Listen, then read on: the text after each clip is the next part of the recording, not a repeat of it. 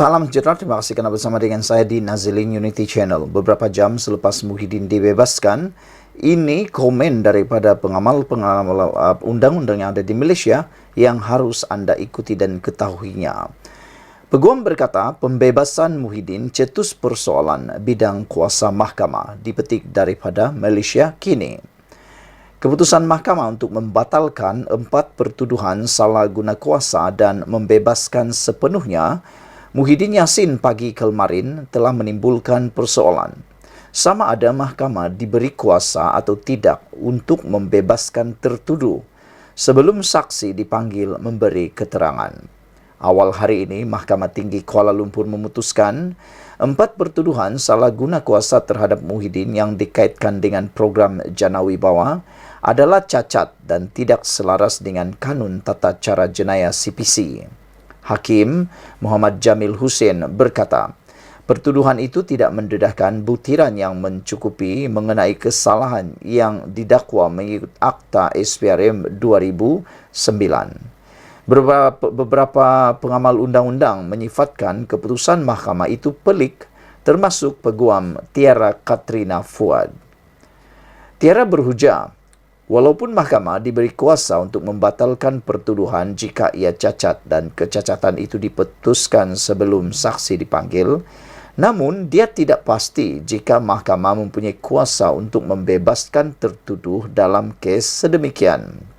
Katanya, kuasa untuk melepaskan dan membebaskan sebelum pemanggilan saksi adalah terhad untuk mengikut undang-undang.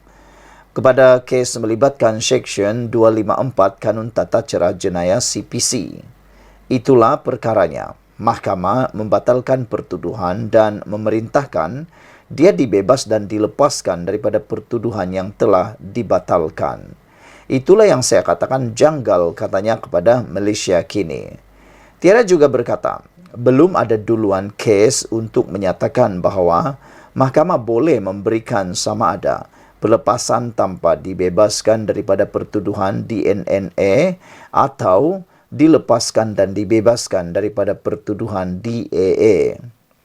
Saudara-saudara sekalian, ini adalah satu perkara yang memang menarik perhatian kita semua apabila peguam sendiri mengatakan ianya sesuatu perkara yang amat janggal. Untuk itu, dalam kes DNAA, tertuduh masih boleh didakwa atas kesalahan yang sama kemudian. Sedangkan ini tidak mungkin untuk DAA, kata Tiara lagi. Seksyen 254 CPC seperti yang disebutkan menyatakan bahawa pendakwa raya boleh menolak untuk mendakwa lebih lanjut pada mana-mana peringkat. Bagaimanapun, Peguam Jenayah Har Sahan Zamani mempunyai pendapat berbeza kerana dia yakin kuasa untuk membatalkan dan membebaskan tertuduh merupakan sebahagian daripada bidang kuasa mahkamah sedia ada. Saudara-saudara sekalian, beberapa peguam lain yang dihubungi Malaysia kini enggan mengulas mengenai kes ini kerana penghakiman bertulis penuh belum dikeluarkan dan oleh itu mereka tidak mempunyai butiran keseluruhan mengenai alasan penghakiman. Muhyiddin masih menghadapi 3 pertuduhan penggubahan wang haram yang dikaitkan dengan program Jana Wibawa. Sementara itu, Peguam Negara Idrus Harun berkata, pihak dakwaan telah memohon ke Mahkamah Rayuan untuk membatalkan keputusan Mahkamah Tinggi hari ini yang membebaskan Muhyiddin atas 4 pertuduhan salah guna kuasa. Sekian dulu untuk kali ini. Jangan lupa tinggalkan komen anda, tekan butang subscribe. Kita jumpa lagi. Bye-bye. Salam sejahtera, terima kasih kerana bersama dengan saya di Nazilin Unity Channel. Beberapa jam selepas Muhyiddin Yassin dilepaskan daripada pertuduhan menerima rasuah ataupun menggunakan kuasa untuk menerima rasuah, akhirnya ini rupa-rupanya yang berlaku. Muhyiddin bebas tuduhan rasuah. Bukti kerajaan tidak campur tangan urusan mahkamah. Rupa-rupanya di sebalik pembebasan Muhyiddin itu, ini cerita terbaik untuk Anwar Ibrahim. Keputusan Mahkamah Tinggi yang melepas dan membebaskan Presiden Bersatu Tan Sri Muhyiddin Yassin atas 4 tuduhan rasuah membuktikan kerajaan perpaduan tidak pernah mencampuri urusan mahkamah. Ahli Jawatan Kuasa Amanah Nasional Faiz Fazil berkata, Keputusan hari ini adalah keputusan kehakiman. Justru, ia tidak sepatutnya dikaitkan dengan motif politik. Kononnya kerajaan menzalimi pemimpin pembangkang. Keputusan hari ini adalah keputusan kehakiman. Oleh itu, tidak betul untuk dikatakan motif politik. Proses kehakiman ini menunjukkan kerajaan perpaduan pimpinan Datuk Seri Anwar Ibrahim telus dan tidak mencampuri kehakiman. Dan oleh itu, tidak wajar juga keputusan hari ini dikaitkan dengan referendum terhadap kerajaan perpaduan, katanya ketika dihubungi Harapan Daily hari ini. Sebelum ini, beberapa pemimpin Perikatan Nasional PN mendakwa penahanan dan pertuduhan terhadap pemimpin Bersatu menjadi bukti bahawa pendakwaan dikenakan bermotif politik. Mereka juga mendakwa kerajaan menzalimi pembangkang. Namun, Perdana Menteri Anwar Ibrahim pada sidang Dewan Rakyat Mac lalu menegaskan tidak campur atau tidak pernah campur tangan terhadap mana-mana kes mahkamah melibatkan pemimpin atau pimpinan ahli politik termasuk daripada UMNO.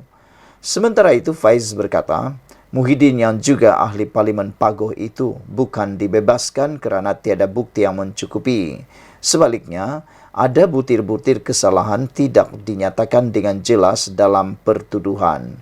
Ia adalah kesilapan teknikal dan ketidakpatuhan prosedur semata-mata.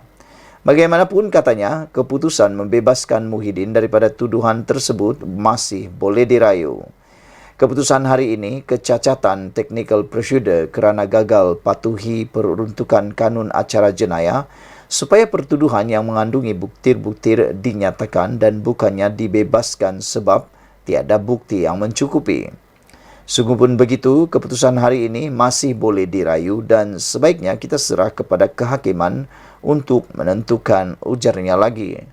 Terdahulu, Muhyiddin dilepas atas 4 tuduhan menggunakan kedudukannya untuk meminta rasuah berhubung RM 232.5 juta bagi partinya Bersatu. Ini berikutan didakwanya tiada mana-mana satu pun daripada tuduhan terbabit mendedahkan kesalahan mengikut Seksyen 23 dalam kurungan 1 Akta SPRM. Pada 30 Mac lalu, Muhyiddin mengaku tidak bersalah di Mahkamah Seksyen di sini atas 4 pertuduhan menggunakan kedudukannya untuk suapan berjumlah RM 232.5 juta dan 2 pengubahan wang haram sebanyak RM 195 juta antara tahun 2020 hingga tahun 2022 lalu. Ekoran kes itu, Muhyiddin menjadi Perdana Menteri kedua selepas Datuk Seri Najib Razak dituduh atas pertuduhan mengikut peruntukan Seksyen sama di mahkamah itu. Sekian dulu untuk kali ini. Jangan lupa tinggalkan komen anda, tekan butang subscribe. Dengan keputusan Muhyiddin dilepaskan, ini menunjukkan bahawa kerajaan tidak pernah campur tangan urusan mahkamah. Saudara-saudara, itu adalah bukti dan fakta yang benar. Salam sejahtera. Terima kasih kerana bersama dengan saya di Nazilin Unity Channel. Disangkakan langit sudah menjadi cerah. Disangkakan Muhyiddin sudah boleh gembira selepas kemarin diberitakan bahawa Muhyiddin telah dibebaskan atas beberapa pertuduhan di mahkamah oleh mahkamah. Namun demikian, rupa-rupanya ini yang ramai tak tahu beberapa jam selepas Muhyiddin dilepaskan daripada pertuduhan menerima rasuah di mahkamah, ini pula yang berlaku. Muhyiddin jangan syok sangat, ada 2 lagi kes belum selesai, kata Lokman Adam di dalam komen beliau di Facebook baru-baru ini. Menurut Lokman Adam, Din jangan syok sangat. Hang lepas 4 pertuduhan. Nasib kamu baik sebab Perdana Menteri yang ke-10 tak campur urusan badan kehakiman macam apa yang kamu dan Mahathir lakukan bila ada kuasa, kata Lokman Adam menulis di dalam Twitter beliau. Tapi jangan lupa ada 2 kes belum selesai dan banyak lagi yang belum dituduh pun, termasuk kes menantu kamu, kata Datuk Lokman Adam. So, jangan berkepak sangatlah pada yang tak mengikuti. Muhyiddin ada 6 kes mahkamah. 4 kes salah guna kuasa. Yang ini dia menang di Mahkamah Tinggi. Tapi pendakwa raya boleh buat rayuan. Tapi dia ada 2 kes rasuah, 195 juta. Kes ini masih berjalannya, kata Datuk Lokman Adam. Presiden Bersatu Tan Sri Muhyiddin Yassin masih berdepan 2 lagi penduduhan di mahkamah yang belum selesai. Pengarah komunikasi UMNO Datuk Lokman Nur Adam mengingatkan agar pengerusi Perikatan Nasional PN itu tidak bergembira terlalu awal biarpun terlepas dari 4 pertuduhan meminta rasuah berjumlah RM232.5 juta. Beliau menyifatkan nasib Muhyiddin baik kerana Perdana Menteri Datuk Seri Anwar Ibrahim tidak mencampuri badan urusan kehakiman seperti yang dilakukan ahli Parlimen Pagoh itu ketika berkuasa dahulu, menurut Lokman Adam. Din, jangan syok sangat. Hang lepas 4 pertuduhan. Nasib kamu baik sebab Perdana Menteri ke-10 tak campur urusan badan kehakiman. Macam apa yang kamu dan Mahathir lakukan bila ada kuasa, kata Lokman Adam. Tapi jangan lupa, ada 2 kes belum selesai dan banyak lagi yang belum dituduh termasuk kes menantu kamu. Tambah Lokman lagi. So, jangan berkepak sangatlah. Pada yang tak mengikuti, Muhyiddin ada 6 kes mahkamah. 4 kes salah guna kuasa yang dia menang di Mahkamah Tinggi, tapi pendakwa raya boleh buat rayuan. Tapi dia ada 2 kes rasuah, RM195 juta. Kes ini masih berjalannya, Cep Lokman di laman X. Terdahulu, Mahkamah Tinggi melepas dan membebaskan Muhyiddin atas 4 tuduhan salah guna kuasa dengan menggunakan kedudukannya untuk meminta rasuah berjumlah RM232.5 juta bagi parti itu.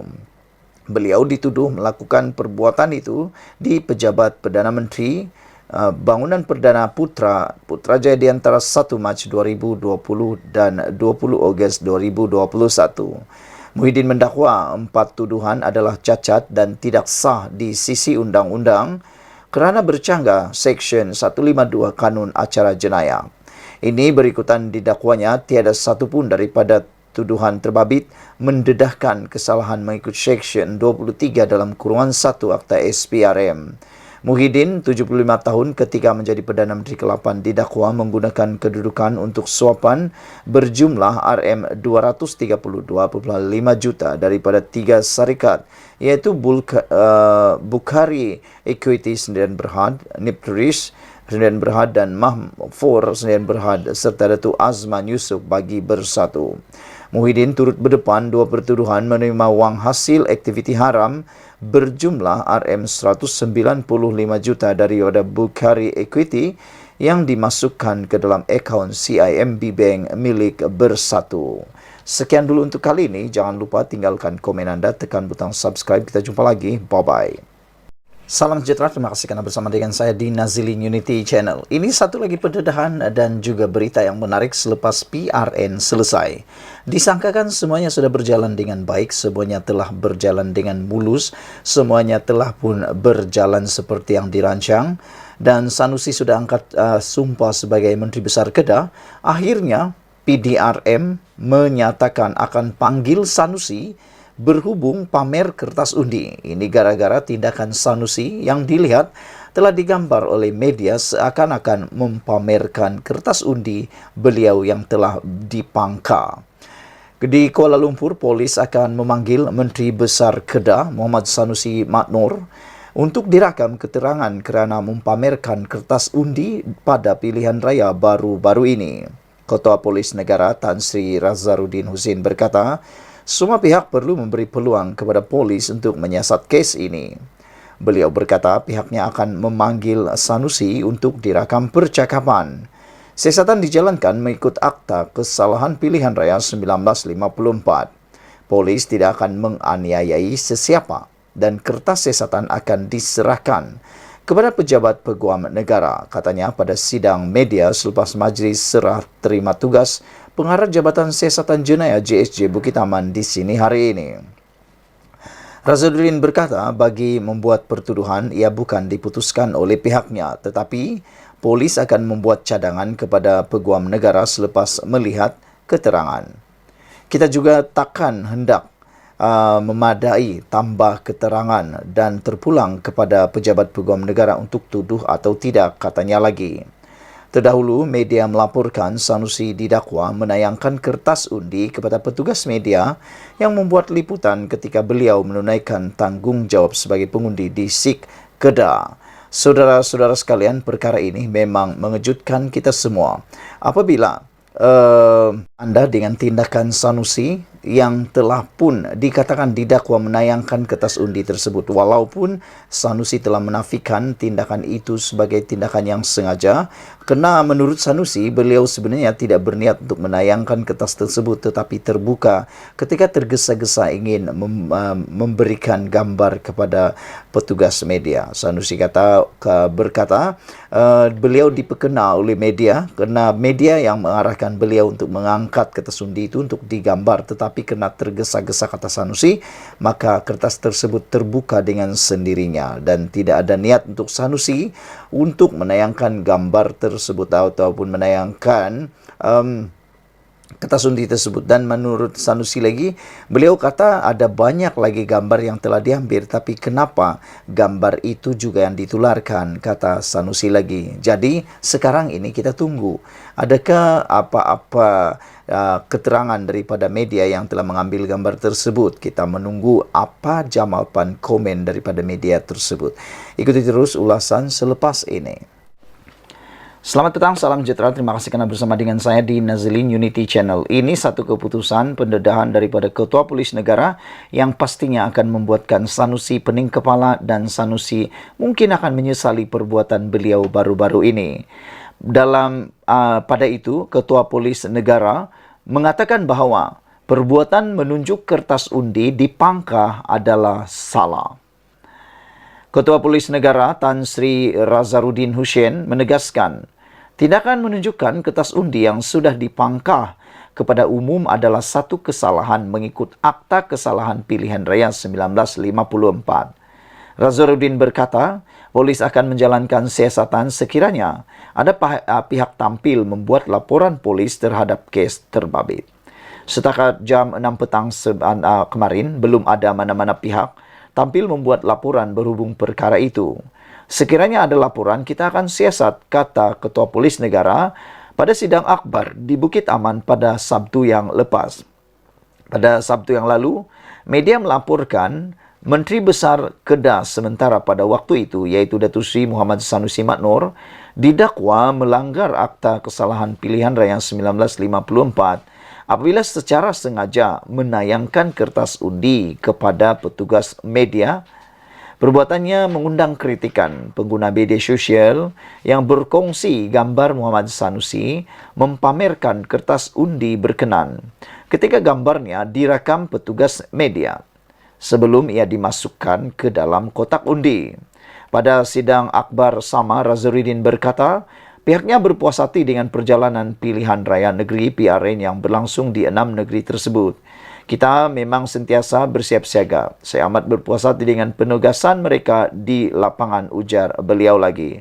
Namun demikian, seperti yang kita telah tahu, Sanusi kata, perbuatan beliau sebenarnya tidak disengajakan. Beliau bukan menayangkan kertas undi beliau, kata Sanusi, tetapi beliau diminta. Sanusi kata beliau diperkena oleh media. Kerana menurut Sanusi, media mahu Sanusi menunjukkan kertas undi itu, tetapi oleh kerana tergesa-gesa, kata Sanusi, kertas itu terbuka sendiri dan waktu itulah media menggambarnya, kata beliau. Dan selain itu, Sanusi juga kata bahawa dalam banyak-banyak gambar yang diambil oleh media, kenapa gambar itu juga yang ditularkan, kata Sanusi. Tapi terpulanglah pada anda untuk menilai gambar tersebut.